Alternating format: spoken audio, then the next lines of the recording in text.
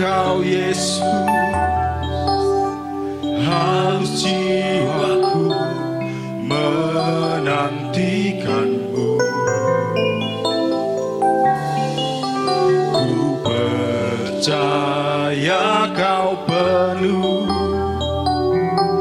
pengharapanku di dalammu. Yesus, hanya kau yang ku andalkan, melebihi siapapun juga. Yesus, hanya kau yang ku percaya di setiap waktu.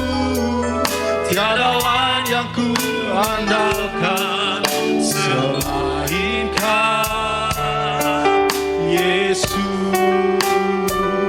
Mari saya ajak mungkin berdiri. Tuhan, ini hati kami Tuhan. Engkau Yesus,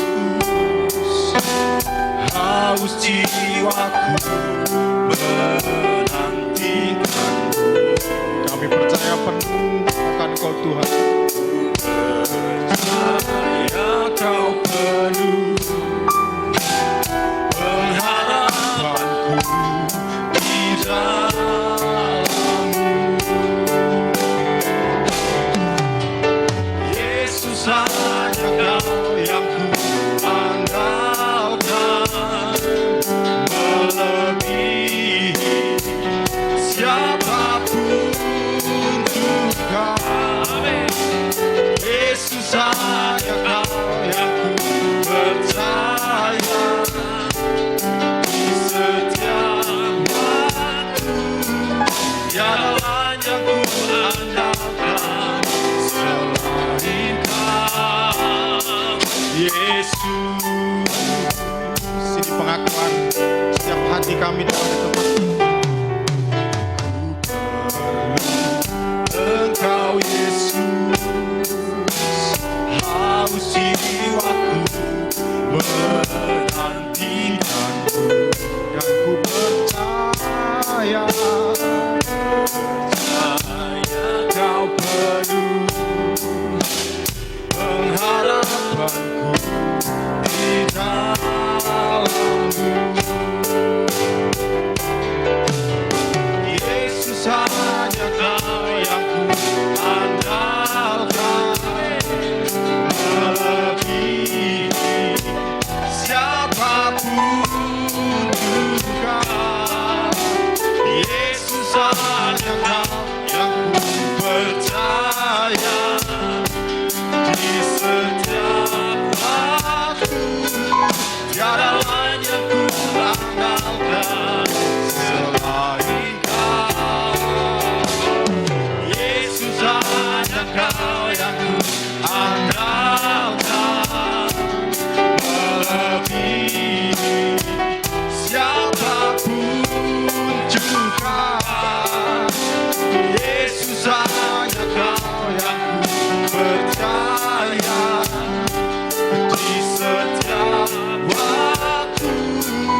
Tiada lain yang ku andalkan selain kau, Yesus. Tiada yang lain, hanya kau yang ku andalkan. Haleluya, sembah. Mari sama-sama kita sembah Tuhan. Ini persembahan kami Tuhan, ini pengakuan kami Tuhan. Hanya kau, hanya kau yang ku percaya, yang ku andalkan. Haleluya, haleluya. Kami sembah, kami sembah. Hanya kau Tuhan.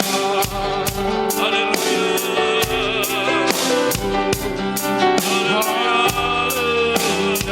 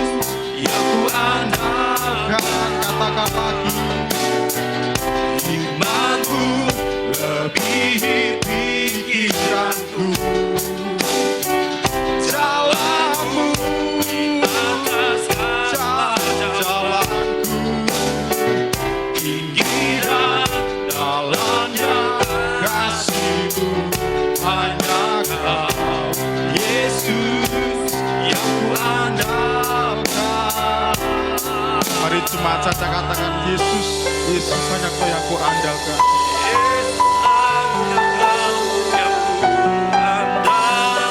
Ya Tuhan, hanya Kau Tuhan. Di setiap pergumulan kami hanya Kau Tuhan, hanya Kau Yesus.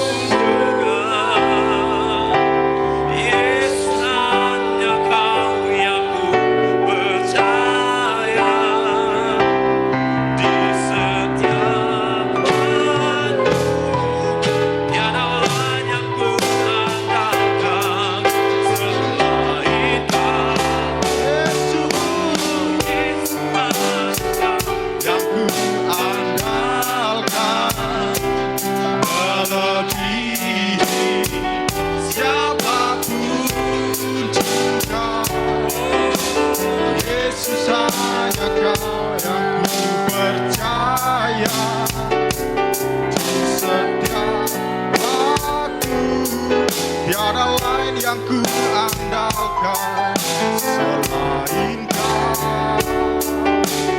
Yesus hanya Kau yang ku andalkan, melebihi siapapun juga. Yesus hanya Kau yang ku percaya di setiap tiada lain yang ku andalkan selain Kau, Yesus.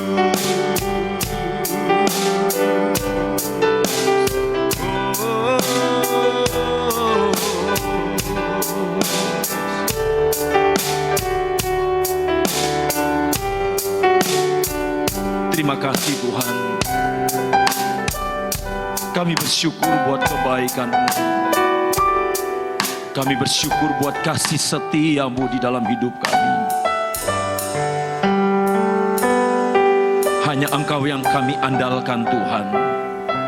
Hanya Engkau yang kami percaya di dalam hidup kami. Terima kasih Bapa di sorga. Saat ini hamba akan menyampaikan kebenaran firman-Mu. Engkau mengurapi hamba-Mu dan Engkau mengurapi kami semua. Di dalam nama Tuhan Yesus Kristus. Haleluya. Amin. Puji Tuhan, kita akan masuk dalam kebenaran firman Tuhan. Saya mengajak sama-sama kita bangkit berdiri. Kita akan membaca di dalam 1 Korintus pasal yang ketiga. 1 Korintus pasal yang ketiga, ayat 10 sampai 17 dan ayat 23. Mari sama-sama kita bangkit berdiri. 1 Korintus pasal 3 ayat 10. Kita mulai dasar dan bangunan 2, 3. Sesuai dengan kasih karunia Allah yang dianugerahkan kepadaku, aku sebagai seorang ahli bangunan yang cakap telah meletakkan dasar dan orang lain membangun terus di atasnya. Tetapi tiap-tiap orang harus memperhatikan bagaimana ia harus membangun di atasnya. Karena tidak ada seorang pun yang dapat meletakkan dasar lain daripada dasar yang telah diletakkan, yaitu Yesus Kristus. Entahkah orang membangun di atas dasar ini dengan emas, perak, batu permata, kayu, rumput kering atau jerami, sekali kelak pekerjaan masing-masing orang akan nampak. Karena hari Tuhan akan menyatakannya, sebab ia akan nampak dengan api, dan bagaimana pekerjaan masing-masing orang akan diuji oleh api itu. Jika pekerjaan yang dibangun seorang tahan uji, ia akan mendapat upah. Jika pekerjaannya terbakar, ia akan menderita kerugian, tetapi ia sendiri akan diselamatkan, tetapi seperti dari dalam api. Tidak tahukah kamu bahwa kamu adalah bait Allah dan bahwa roh Allah diam di dalam kamu? Jika ada orang yang membinasakan bait Allah, maka Allah akan membinasakan dia, sebab bait Allah adalah kudus dan bait Allah itu ialah kamu. Ayat 23. Tetapi kamu adalah milik Kristus dan Kristus adalah milik Allah. Puji Tuhan. Silakan duduk. Saudara, firman Tuhan hari ini saya beri tema membangun iman dengan cara yang benar. membangun iman dengan cara yang benar. Kalau kita berbicara tentang iman, tentu hal yang mendasar bagi setiap orang yang percaya kalau sudah berbicara tentang iman. Dan iman saya dan saudara selalu akan dikaitkan dengan kehidupan kita kepada Tuhan Yesus Kristus. Nah, Bapak Ibu Saudara, di dalam 1 Korintus ini, di sini Rasul Paulus menempatkan dirinya sebagai ahli bangunan, ya. Dalam 1 Korintus pasal 3 ayat 10 sampai ayat 23 ini, Rasul Paulus menempatkan dirinya sebagai seorang ahli bangunan. Dan yang membangun ini nantinya adalah pekerjanya, ya, pekerjanya, jiwa-jiwa jemaat Tuhan, saya dan saudara. Dan dasar bangunan di sini, saudara yang kekasih di dalam Tuhan Yesus Kristus, ada di dalam ayat yang ke-11. Dasar bangunan itu tidak lain adalah Yesus Kristus. Nah, saudara, kalau saudara perhatikan, setiap orang yang membangun, saudara akan menemukan ada berbagai tipe, ada berbagai macam orang membangun. Ada orang yang membangun bangunan-bangunan tinggi. Ahli-ahli bangunan ada yang dipercayakan membangun bangunan pencakar langit. Ada ahli bangunan yang dipercayakan untuk membangun mungkin bangunan 2 lantai atau bangunan 3 lantai. Ya. Ada yang dipercayakan membangun hanya 1 lantai.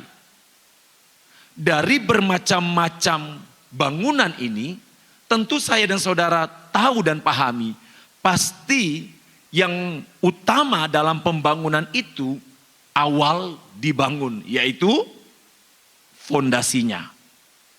Semakin tinggi bangunan itu, maka fondasinya harus semakin dalam. Semakin tinggi bangunan yang akan dibangun, maka fondasinya juga harus semakin kuat.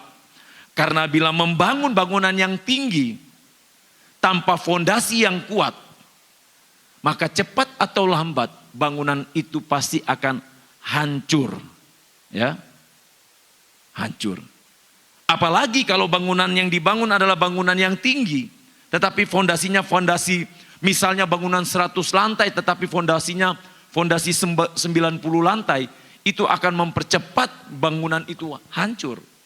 Nah, Bapak Ibu Saudara yang kasih di dalam Tuhan Yesus Kristus, saudara, di dalam firman Tuhan ini kita melihat bagaimana ada bangunan yang dibangun dengan kualitas yang sangat baik.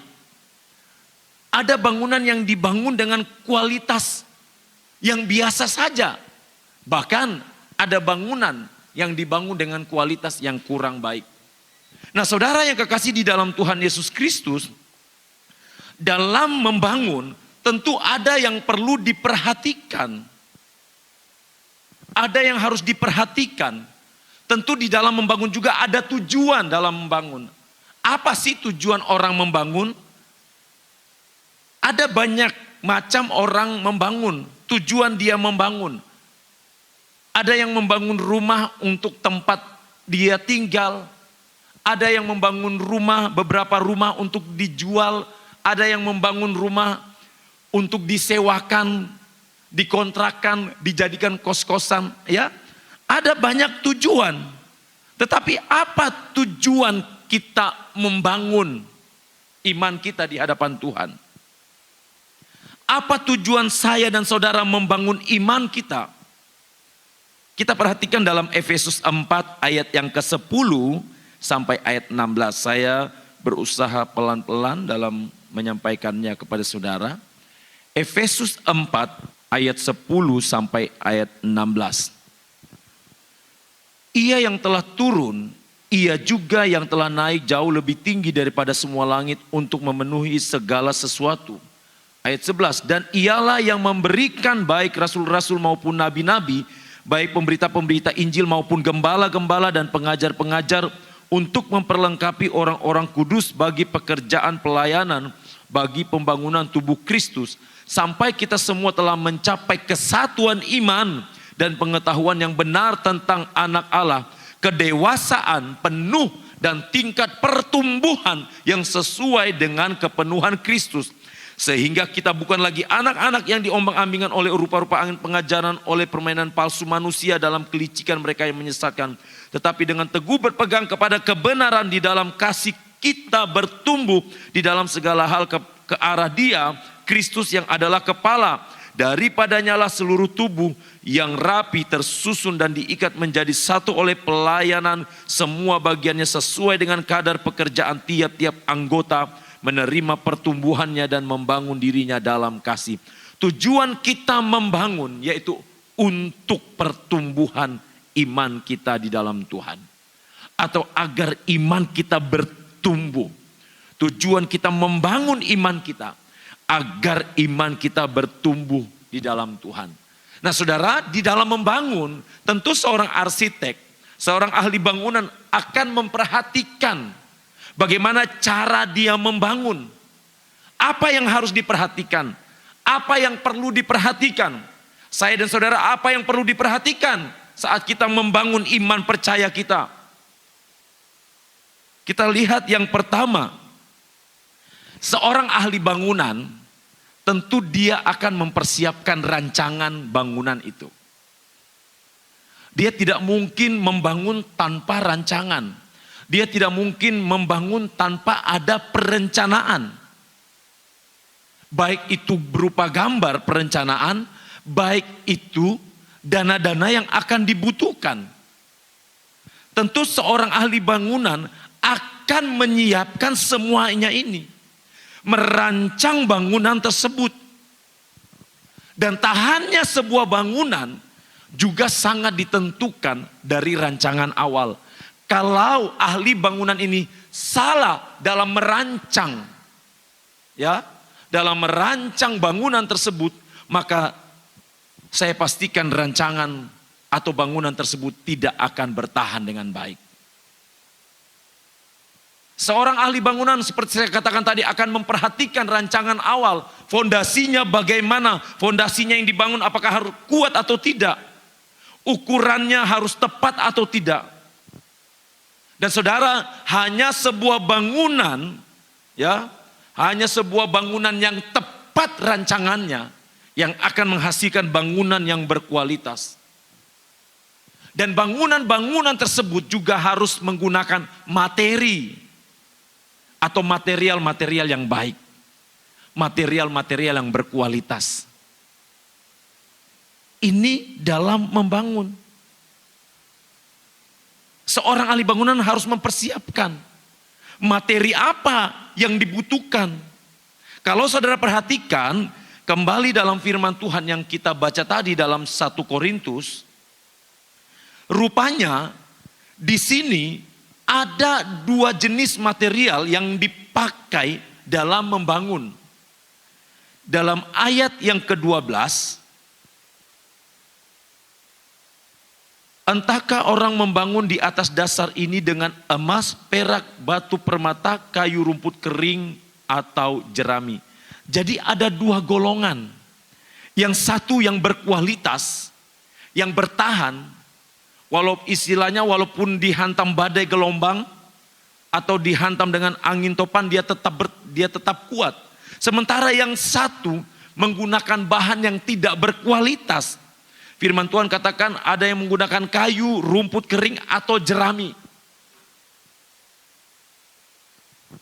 Golongan yang satu menggunakan, saat dia membangun, dia menggunakan materi bangunan yang berkualitas.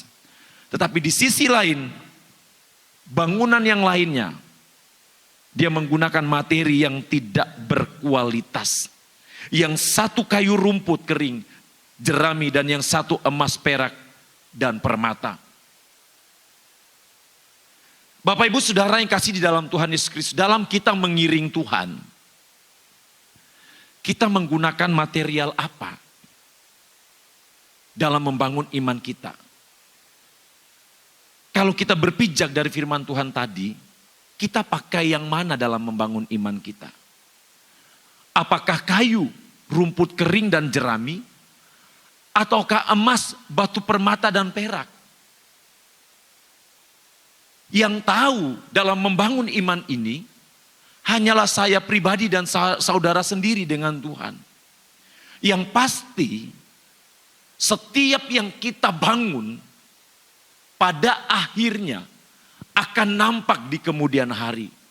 Apakah bangunan itu berkualitas atau tidak?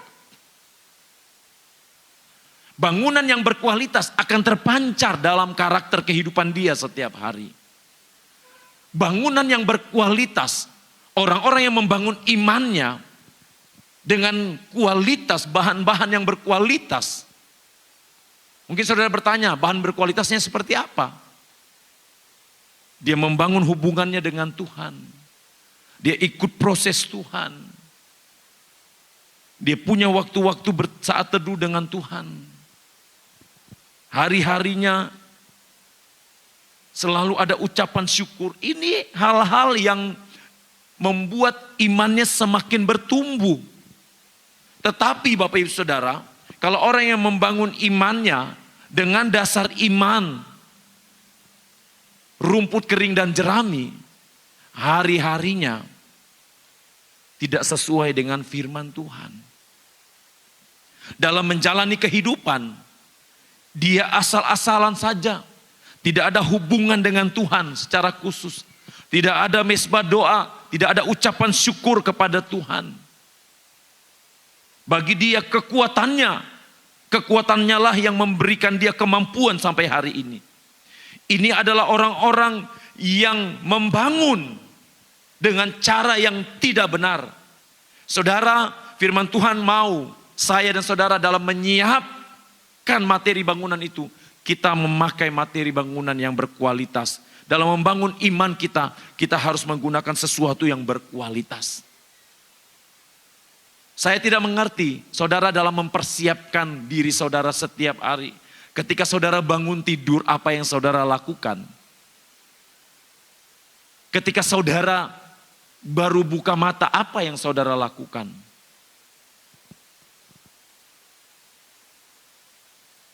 Bapak Ibu Saudara yang kasih dalam Tuhan Yesus Kristus, saya teringat dengan omongan seseorang. Dia berkata begini saudara, dia jadi malas ke gereja karena apa? Kok ikut Tuhan malah semakin tambah banyak masalah. Kok bukannya, dia berkata harusnya kan kalau kita ke gereja ada sesuatu yang kita dapat. Betapa dangkalnya iman seperti ini saudara. Betapa dangkalnya. Saya percaya saudara di tempat ini tidak ada. Tetapi saya ingatkan kembali. Jangan sampai dasar dalam membangun iman kita. Karena kita mau mencari keuntungan kepada Tuhan. Kalau kita membangun iman kita dengan tujuan mencari keuntungan, kita akan mengalami kerugian Bapak Ibu Saudara. Kita tidak akan mendapatkan apa-apa. Kenapa? Karena bagi kita datang ke gereja itu harus ada yang kita dapat. Dalam tanda kutip. Ya kalau dapat yang rohani lain. Tapi kalau yang didapat dengan tujuan supaya usahanya diberkati, ya, bisnisnya diberkati, pekerjaannya diberkati, rumah tangganya diberkati. Kalau itu tujuannya, kasihan Tuhan kita. Jangan jadikan Tuhan, ya Bapak Ibu Saudara, jangan jadikan Tuhan hanya sebagai untuk memenuhi hasrat materi yang kita butuhkan setiap hari. Jangan jadikan Tuhan hanya untuk memberkati dan memberkati dan memberkati tanpa lupa kita punya tanggung jawab untuk memuliakan Tuhan dalam kehidupan kita sehari-hari. Bukankah Tuhan sudah berkata Dia pasti memberkati kita, amin? Apa yang kita mau ragukan dengan Tuhan? Betapa kita menjadi orang-orang yang sangat, mohon maaf, kita akan menjadi orang-orang yang sangat bodoh kalau kita menjadikan Tuhan seperti mesin ATM yang siap mengeluarkan duit kapan saja kita butuhkan. Jangan jadikan Tuhan mesin ATM, Bapak Ibu Saudara. Saya sudah katakan beberapa waktu yang lalu, pilihlah sumber berkatnya, bukan berkatnya. Kalau saudara pilih berkatnya, maka bangunan saudara tidak akan bertahan lama. Begitu datang angin topan badai menghantam hidup saudara, saudara akan kolaps, saudara akan tinggalkan Tuhan. Saudara akan melupakan Tuhan. Tetapi kalau saudara yang kasih dalam Tuhan Yesus Kristus, saudara memilih sumber berkatnya, saudara akan membangun kerohanian saudara. Saudara akan membangun roh saudara dengan emas, perak, dan batu permata. Saudara tahu kan emas dimasukkan di dalam api, dilebur di dalam api, dia akan muncul, dia akan timbul semakin murni. Orang yang membangun dengan bahan bangunan yang berkualitas, saat Tuhan izinkan masalah datang dalam hidupnya, dia tidak mudah menyerah. Dia tidak mudah putus asa. Dia tidak mudah, tidak gampang menyalahkan orang lain atas keadaan yang menimpa dirinya. Dia tidak gampang menyalahkan Tuhan. Ini orang-orang yang membangun imannya dengan dasar Tuhan Yesus dan material emas, perak, dan batu permata, dengan kehidupan doa, dengan firman Tuhan, dengan Roh Kudus. Orang-orang yang membangun imannya dengan cara seperti ini pasti akan bertahan. Tetapi orang-orang yang membangun imannya dengan kayu rumput jerami, dengan bahan-bahan yang tidak berkualitas, masalah datang sedikit saja, langsung meninggalkan Tuhan. Masalah datang sedikit, langsung mencaci maki Tuhan, kecewa sama Tuhan. Buat apa ikut Tuhan? Toh gak ada yang didapat. Buat apa mengiring Tuhan? Toh aku jadi seperti ini.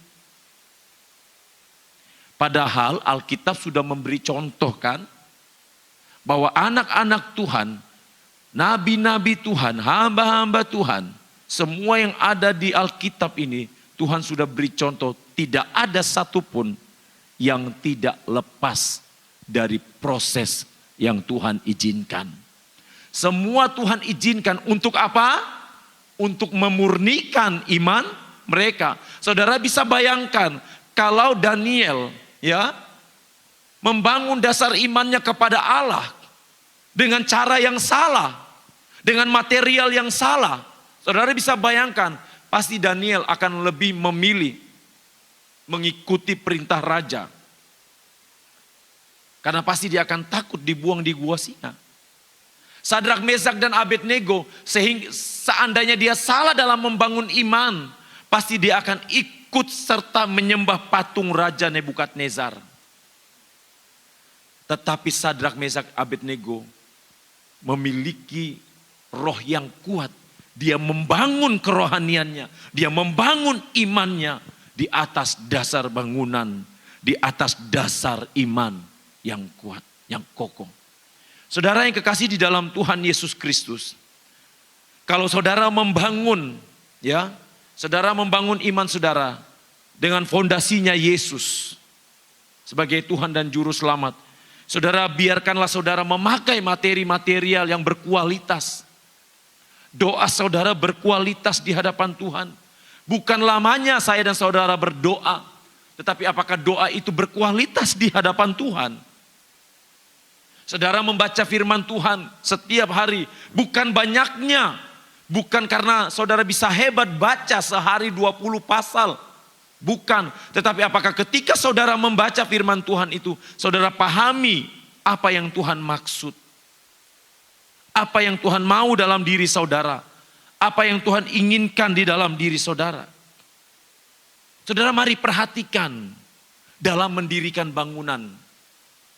Dalam mendirikan bangunan iman kita di hadapan Tuhan. Mari kita perhatikan. Jangan sampai kita salah. Jangan sampai kita asal-asalan. Bapak Ibu Saudara, siapa sih yang tidak senang diberkati oleh Tuhan? Semua senang kan? Tadi pagi saya sampaikan, kalau Bapak Ibu Saudara, kalau berkat itu diukur dengan materi, sangat berbahaya sekali kita sebagai orang percaya. Saya dan saudara bisa bernafas sampai hari ini, bukankah itu berkat Tuhan? Amin, saudara. Saya dan saudara masih bisa datang beribadah, memuji Tuhan, menyembah Tuhan. Bukankah itu berkat Tuhan? Masa berkat Tuhan harus diukur dengan Tuhan memberikan duit dan duit terus? Kasihan saudara. Jemaat Smyrna yang ada di kitab Wahyu, firman Tuhan katakan, mereka bukan jemaat yang kaya, tapi mereka jemaat yang terpuji di hadapan Tuhan. Kenapa Bapak Ibu Saudara? Karena mereka membangun iman percaya mereka dengan benar di hadapan Tuhan, berkualitas.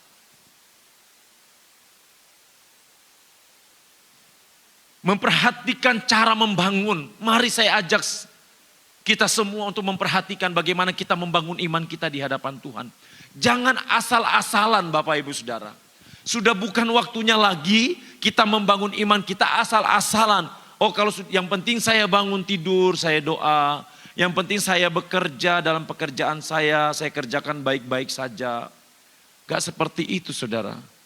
Firman Tuhan katakan kalau ada yang mengajak kamu berjalan 1 mil, engkau berjalan 2 mil. Maksudnya apa?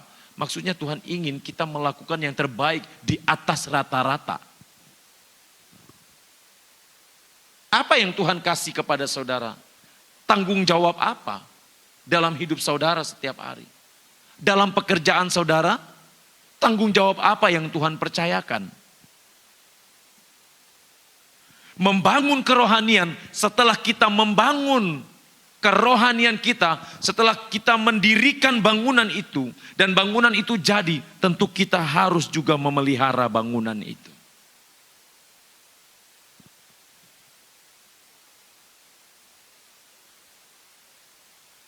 Benar kan saudara? Bangunan harus dirawat kan? Tapi seringkali orang hanya lebih merawat bagian luarnya saja. Yang tampak luar dirawat, tetapi yang di dalam tidak dirawat.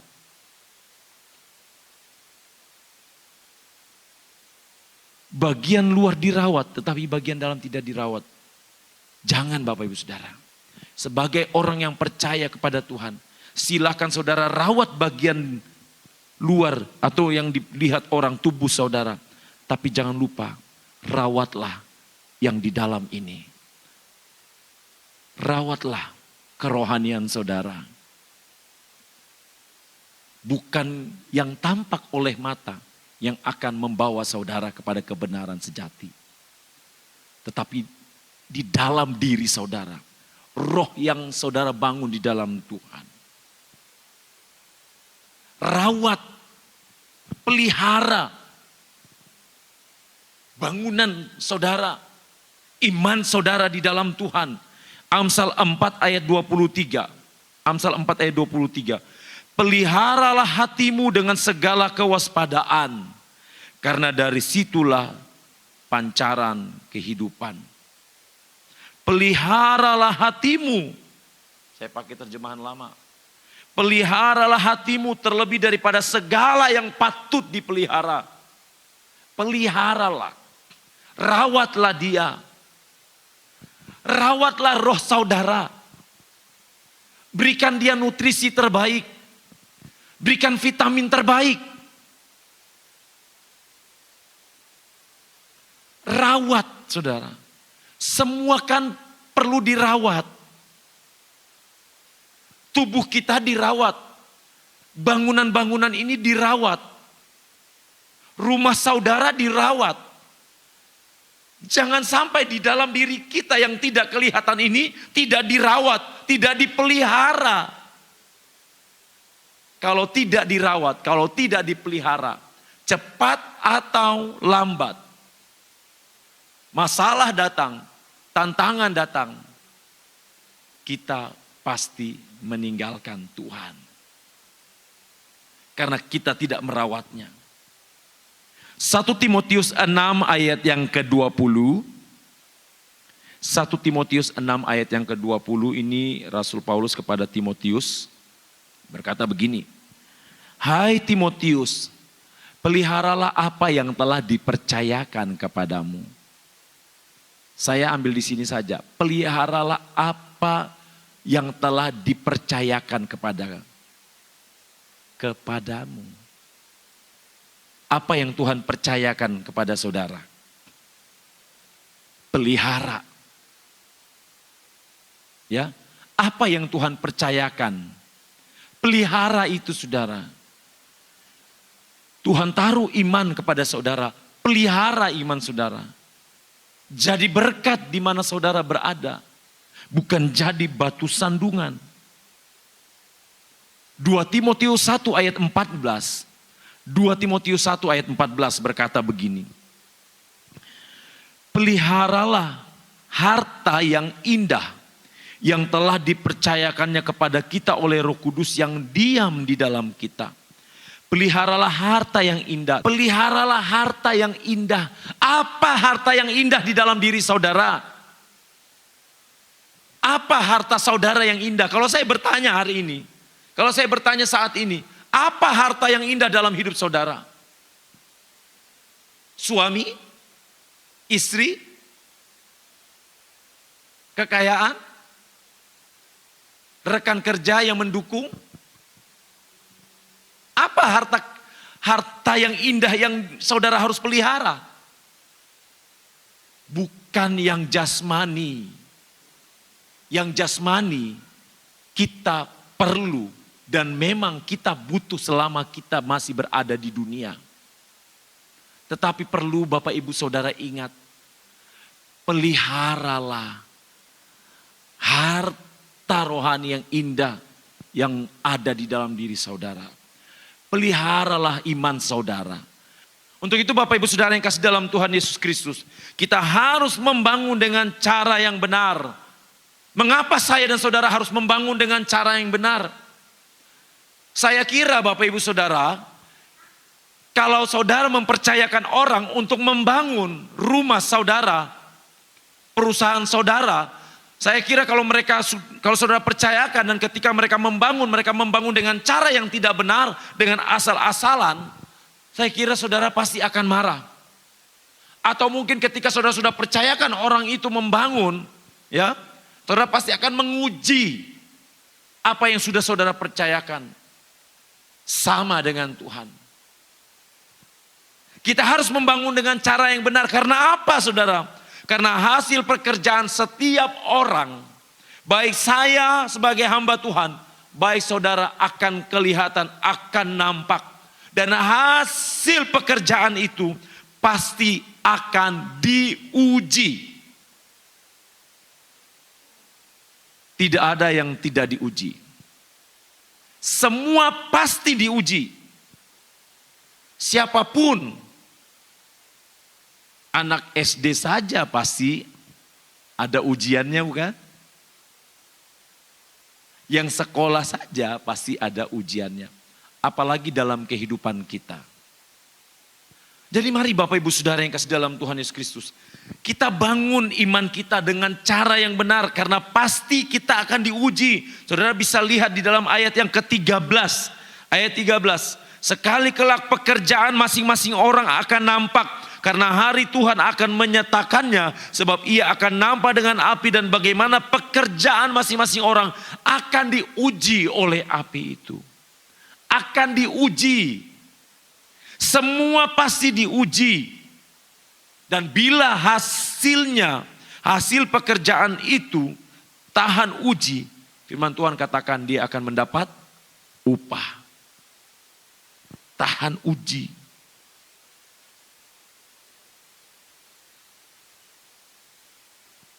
Saudara ingat ada lagu sekuler ya saudara. Lagu sekuler ini sebenarnya ini juga membuka atau memberi pengertian buat orang-orang yang mengaku diri beragama. Jadi dia berkata begini, jika surga dan neraka tak pernah ada, masihkah kau sujud kepadanya? Kurang lebih seperti itu, saudara ya. Jika surga dan neraka tidak pernah ada, apakah kita masih tetap menyembah Tuhan? Karena jangan-jangan kita menyembah Tuhan karena kita takut nanti kita masuk neraka, bukan? Bukan karena kita mengasihi Dia, karena Dia sudah mengasihi kita. Saudara, perbaiki pengiringan kita di hadapan Tuhan. Perbaiki pengiringan kita di hadapan Tuhan. Iman kita harus bertumbuh di dalam Tuhan. Semua pekerjaan kita akan dipertanggungjawabkan di hadapan Tuhan. Semuanya akan dipertanggungjawabkan. Pengkhotbah 12 ayat 14. Pengkhotbah 12 ayat 14 berkata, karena Allah akan membawa setiap perbuatan ke pengadilan yang berlaku atas segala sesuatu yang tersembunyi. Entah itu baik, entah itu jahat. Semua akan dibawa ke pengadilan ilahi. Tidak memilih mau dia orang tua, orang dewasa, anak-anak. Tuhan gak lihat itu. Firman Tuhan katakan semuanya. Mari kita bangun iman kita di hadapan Tuhan. Kita bangun dengan benar. Firman Tuhan katakan kita adalah bait Roh Kudus. Amin, saudara. Kita adalah bait Roh Kudus. Kita harus membangun iman kita. Karena kita adalah bait Roh Kudus. Dalam ayat yang ke-16. Firman Tuhan katakan, tidak tahukah kamu bahwa kamu adalah bait Allah. Dan bahwa Roh Allah diam di dalam kamu. Saudara, saya pastikan orang-orang yang menyepelekan hari Tuhan. Orang-orang yang menyepelekan persekutuan pribadi dengan Tuhan dalam hidupnya sehari-hari. Mereka akan menyesal ketika mereka berhadapan dengan tantangan demi tantangan yang datang dalam hidupnya. Orang-orang yang menyepelekan, yang menganggap enteng apa yang Tuhan sudah lakukan, pengorbanan Tuhan di salib, maka dia pasti akan menyesal. Biarlah apa yang Tuhan sudah percayakan, saudara, kita benar-benar pelihara. Tubuh kita bait Roh Kudus, tempat Roh Kudus bersemayam. Mari kita menjaganya, mari kita memeliharanya. Kita adalah milik Kristus. Sebagai milik Kristus. Sebagai milik Kristus. Jadilah pribadi-pribadi yang menghargai Tuhan. Amin, saudara. Sebagai milik Kristus. Mari mulai membangun iman kita dengan material yang benar, dengan emas, batu, permata. Sebagai milik Kristus, mari kita membangun kerohanian kita di hadapan Tuhan dengan bertanggung jawab atas apa yang Tuhan sudah percayakan dalam hidup kita. Tuhan memberkati. Haleluya Tuhan. Tuhan, kami mau membangun iman kami dengan benar di hadapan Tuhan. Tuhan, mampukan kami untuk dapat melakukan semuanya ya Tuhan. Mampukan kami. Darah-Mu sudah tercurah di salib. Darah-Mu sudah membebaskan kami. Biarlah kami juga bebas dalam membangun iman kami di hadapan Tuhan.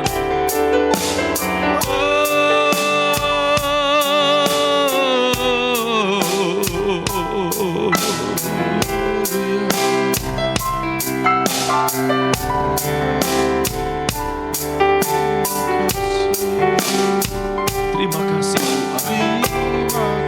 Oleh kuasa darah-Mu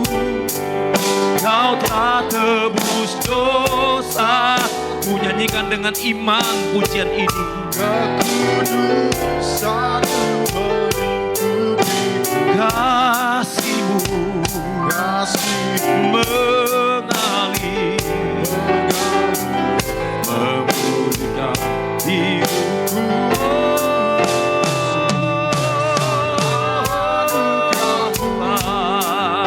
Kau selamatkan hidupku, Terima kasih menjadi ciptaan yang baru oleh kuasa, oleh kuasa darah-Mu, Kau telah tebus dosaku. Amin. Kekudusanmu melingkupi, Kasih-Mu kasih mengalir, memulihkan hidupku. Sungguh besar anugerah-Mu, Kau selamatkan hidupku. Ku menjadi ciptaan yang baru oleh kuasa darah-Mu.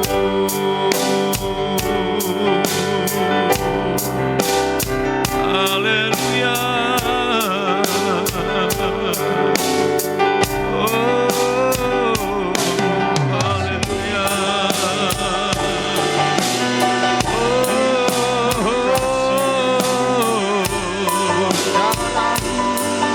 Terima kasih.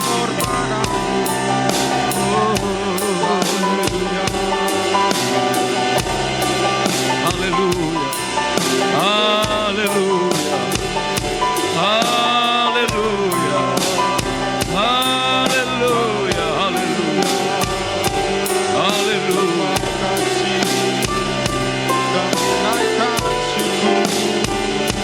Terima kasih Tuhan.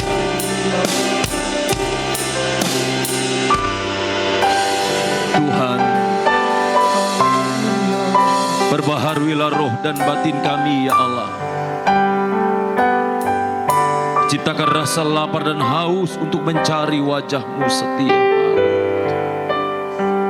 Terima kasih buat segala kebaikan-Mu. Jadikanlah kami pribadi-pribadi yang kuat, yang tangguh di dalam Tuhan. Berdoa buat umat-umat-Mu Tuhan. Mungkin saat ini ada yang sedang sakit. Mari Tuhan jamah, Tuhan sembuhkan di dalam nama Tuhan Yesus Kristus. Yang lemah Engkau kuatkan, yang susah Engkau hiburkan, semangat yang patah Tuhan bangkitkan kembali ya Tuhan. Terima kasih Tuhan. Terima kasih untuk semuanya. Berkati umat-umat-Mu dalam pekerjaan, berkati dalam rumah tangga, dalam keluarga. Tuhan, kami percaya bahwa Engkau yang berkuasa atas setiap umat-umat-Mu. Terima kasih Bapa di sorga. Terima kasih buat semuanya. Terima kasih buat kesetiaan-Mu di dalam hidup kami Tuhan. Terima kasih Tuhan ya Basanggaramatakambaraya. Oh haleluya la Basanggaramatakambaraya. Uramatakabaraya la Basanggaramatakambaraya. Oh haleluya. Terima kasih Tuhan.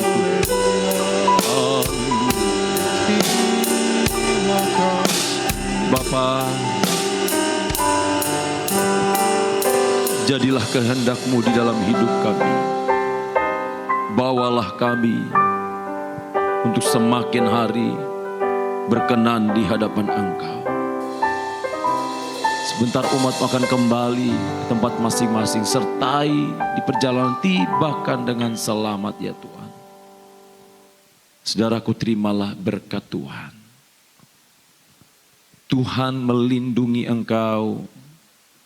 Tuhan menghadapkan wajahnya kepada engkau dan memberi engkau damai sejahtera.